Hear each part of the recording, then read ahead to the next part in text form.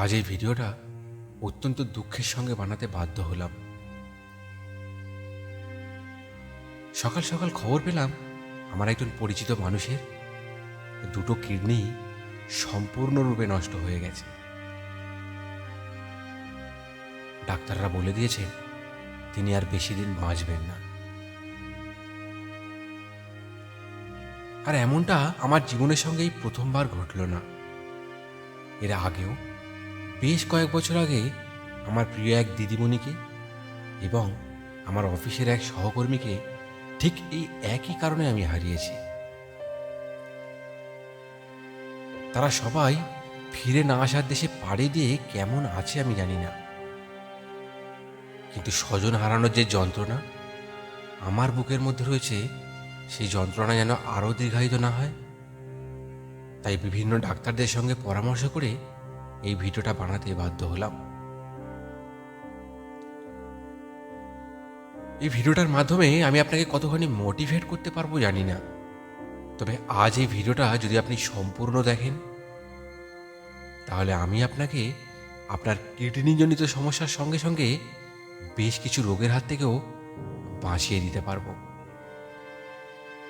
এই ভিডিওটার মাধ্যমে আপনি জানতে পারবেন আমাদের কিডনি কেন নষ্ট হয় আর তাকে সুস্থ রাখার জন্য আমাদের কি কি করণীয় রয়েছে,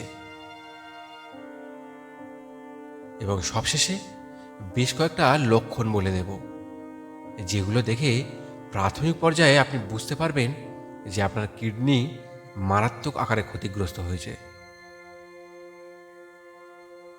তাই দয়া করে ভিডিওটা একটু স্কিপ না করে সম্পূর্ণটা দেখার অনুরোধ রইল। বর্তমানে কিডনি নষ্ট হওয়ার পেছনে যে কারণটা সব থেকে বেশি দায়ী সেটা হলো অতিরিক্ত ব্যথার ওষুধ খাওয়া। আজ আমরা এমন একটা সময় এসে পৌঁছেছি যেখানে একটু ব্যথা অনুভব হলে কিংবা জ্বর জ্বর মনে হলেই 7-5 না ভেবে প্যারাসিটামল বা ডাইক্লোফিনাক জাতীয় ওষুধ চট করে খেয়ে ফেলছি। আর ঠিক এই কারণটাই আমাদের কিডনিকে নানা রকমভাবে ক্ষতিগ্রস্ত করছে। তার মধ্যে উল্লেখযোগ্য হলো এই বিভিন্ন প্রকার ওষুধ খাওয়ার ফলে আমাদের কিডনির রক্ত সঞ্চালন প্রক্রিয়া বাধাপ্রাপ্ত হচ্ছে। আর দীর্ঘ সময় এভাবে চলতে চলতে আমাদের কিডনি নানা রকম রোগে আক্রান্ত হচ্ছে। তাই আমাদেরকে কোনো ওষুধ খাওয়ার আগে সত্যিই তার প্রয়োজনীয়তা রয়েছে কিনা সেটা বুঝতে হবে। আর যদি একান্তই ওষুধ খেতে হয় তাহলে অবশ্যই ডাক্তারের পরামর্শ নিতে হবে। দ্বিতীয়ত, অতিরিক্ত পরিমাণ লবণ খাওয়ার প্রবণতা।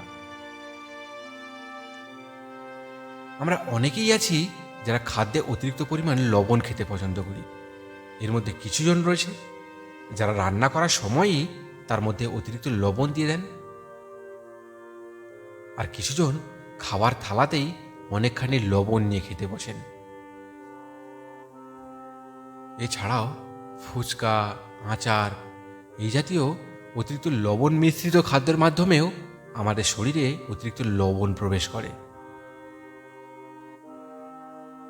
যে কারণেই হোক না কেন আমাদের শরীরে যদি অতিরিক্ত লবণ প্রবেশ করে বা বলতে পারেন অতিরিক্ত পরিমাণ সোডিয়াম প্রবেশ করে, তাহলে আমাদের শরীরের সোডিয়ামের ভারসাম্য হারিয়ে যায়, যার ফলস্বরূপ আমাদের ব্লাড প্রেশার হাই হয়ে যায়।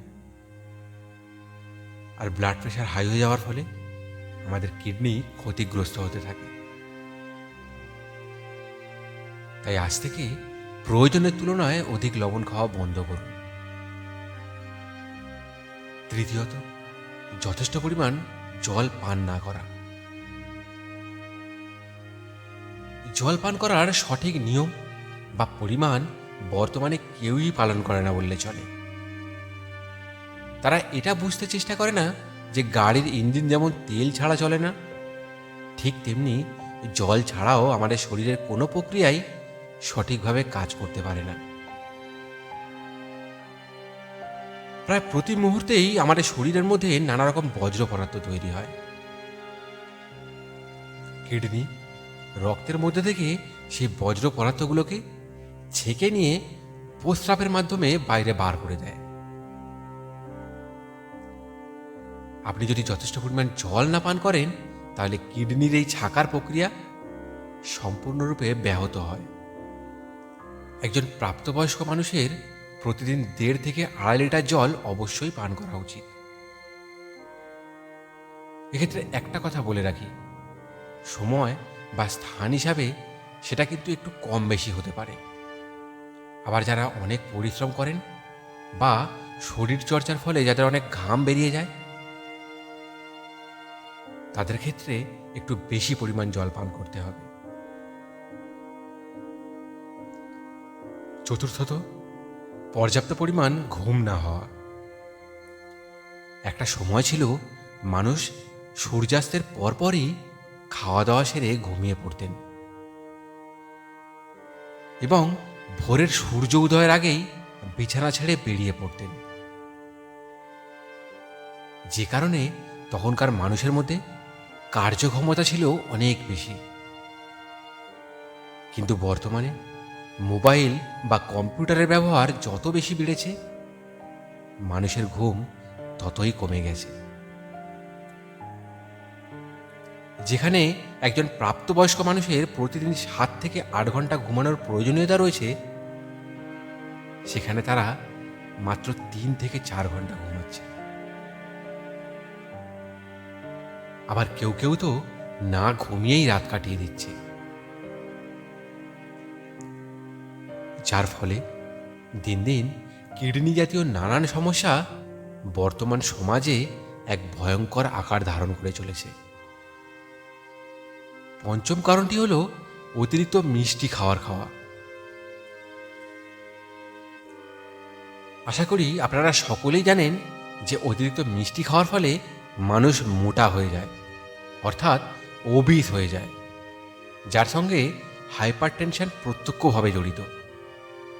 এছাড়াও অতিরিক্ত মিষ্টি জাতীয় খাদ্য খাওয়ার ফলে ডায়াবেটিসের সংক্রমণ বাড়তে থাকে। আর এই হাইপারটেনশন এবং ডায়াবেটিস কিডনিজনিত সমস্যা সৃষ্টির ক্ষেত্রে সব থেকে গুরুত্বপূর্ণ ভূমিকা পালন করে। এছাড়াও যে সমস্ত খাদ্যে ফ্রুক্টোজের পরিমাণ বেশি থাকে, তারা আমাদের ইউরিক অ্যাসিডের পরিমাণ বাড়িয়ে দেয়। ষষ্ঠ কারণটি হলো ধূমপান করা। আমরা বেশিরভাগ মানুষই মনে করি ধূমপানের মাধ্যমে কেবলমাত্র নিকোটিনই আমাদের শরীরের ভেতর প্রবেশ করে, যেটা সম্পূর্ণরূপে ভুল ধারণা। ধূমপানের মাধ্যমে নিকোটিনের সঙ্গে সঙ্গে আরও বেশ কিছু রাসায়নিক পদার্থ এবং মেটাল আমাদের শরীরে প্রবেশ করে। তার মধ্যে সবথেকে উল্লেখযোগ্য হল লেড এবং ক্যাডমিয়াম। এই লেড এবং ক্যাডমিয়ামের কারণে আমাদের কিডনি মারাত্মকভাবে ক্ষতিগ্রস্ত হয়।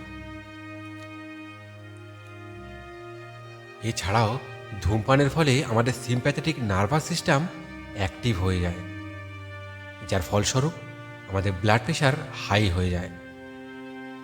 আর এভাবে দিনের পর দিন চলতে থাকলে আমাদের কিডনিজনিত নানান সমস্যার সৃষ্টি হতে শুরু করে। তাই যতটা সম্ভব ধূমপান এড়িয়ে চলার চেষ্টা করুন। সপ্তম কারণটি হলো সফট ড্রিঙ্কস পান করা। বিভিন্ন গবেষণায় দেখা গেছে প্রতিদিন সফট ড্রিঙ্কস পান করার ফলে কিডনিজনিত সমস্যা ধারাবাহিকভাবে বৃদ্ধি পেতে থাকে। আর এটা প্রমাণ করার জন্য আপনি যে কোনো একটা সফট ড্রিঙ্কস তৈরির উপাদানগুলো দেখুন, তাহলে বুঝতে পারবেন সেগুলো আমাদের শরীরের জন্য কতখানি অনুপযোগী। এমনকি অতিরিক্ত সফট ড্রিঙ্কস পান করার ফলে মানুষের কিডনিতে পাথর পর্যন্ত হতে পারে। তাই আজ থেকেই সফট ড্রিঙ্কসের প্রতি আসক্তি ত্যাগ করুন। অষ্টম এবং শেষ কারণটি হলো অলস জীবনযাপন করা। এটাকে একটু গভীরভাবে বুঝতে হবে। হয়তো এমনও হতে পারে যে আপনি অলস নন, কিন্তু আপনি যে কাজটা করেন সেটা বসে করার মতো কোনো কাজ। অর্থাৎ যে কাজটার জন্য আপনার মাথা কিংবা হাতের ব্যবহার হয়, শরীরটা একই জায়গায় স্থির থাকে। এক্ষেত্রেও কিন্তু আপনার কিডনিজনিত সমস্যা হওয়ার প্রবল সম্ভাবনা থাকে। তাই আপনি যদি বসে কাজ করেন তাহলে চেষ্টা করুন প্রতি 2 থেকে 2.5 ঘন্টা অন্তর উঠে একটু হাঁটাচলা করে আসতে। বেশ কিছু মানুষের উপরে গবেষণা করে দেখা গেছে, যারা অলস জীবনযাপন করে তাদের কিডনির কার্যক্ষমতা ধীরে ধীরে হ্রাস পায়। কিন্তু উল্টো দিকে যারা বেশিরভাগ সময়টাই ফিজিক্যাল অ্যাক্টিভিটির সঙ্গে যুক্ত থাকে তাদের কিডনির কার্যক্ষমতা ধীরে ধীরে উন্নতি হয়েছে। তাই চেষ্টা করুন প্রতিদিন নিজেকে একটু হলেও সময় দেওয়ার, যে সময়টায় আপনি শরীর চর্চাজনিত কোনো কাজ নিশ্চিন্তে করতে পারেন। কিডনি জাতীয় নানান সমস্যার লক্ষণগুলি হল প্রস্রাবের দ্বার কিংবা প্রস্রাব জাতীয় সমস্যা হওয়া, পা, মুখ কিংবা চোখের নিচের অংশ ফুলে যাওয়া, হঠাৎ হঠাৎ বমি পাওয়া,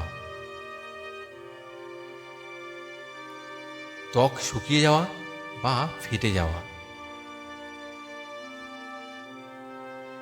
পেটের এবং পিঠের তলদেশের ডান দিক কিংবা বাম দিক ব্যথা করা,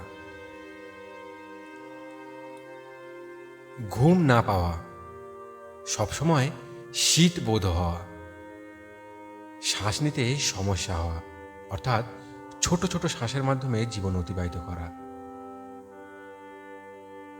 গায়ে বিভিন্ন প্রকার র্যাশ বেরোনো। এখানে একটা কথা বলে রাখি, কিডনি কিন্তু 80% ক্ষতিগ্রস্ত না হওয়া পর্যন্ত লক্ষণগুলো বাহ্যিকভাবে তেমন প্রকাশ পায় না। তাই লক্ষণ দেখার অপেক্ষায় বসে না থেকে উপরে যে জিনিসগুলো বলা হয়েছে সেগুলো নিয়মমাফিক করতে থাকুন। আর হ্যাঁ, ওগুলো পালন করার ফলে শুধু যে আপনার কিডনিই ঠিক হবে তা কিন্তু নয়, ওগুলো পালনের ফলে আপনার শারীরিক বহু সমস্যার সমাধান হয়ে যাবে। ভালো থাকবেন, সুস্থ থাকবেন। আর যদি আমার এই ভিডিওটা থেকে একটু উপকৃত হয়েছেন বলে মনে হয় তাহলে দয়া করে চ্যানেলটা সাবস্ক্রাইব করে পাশে থাকা ঘন্টাটা বাজিয়ে দেবেন,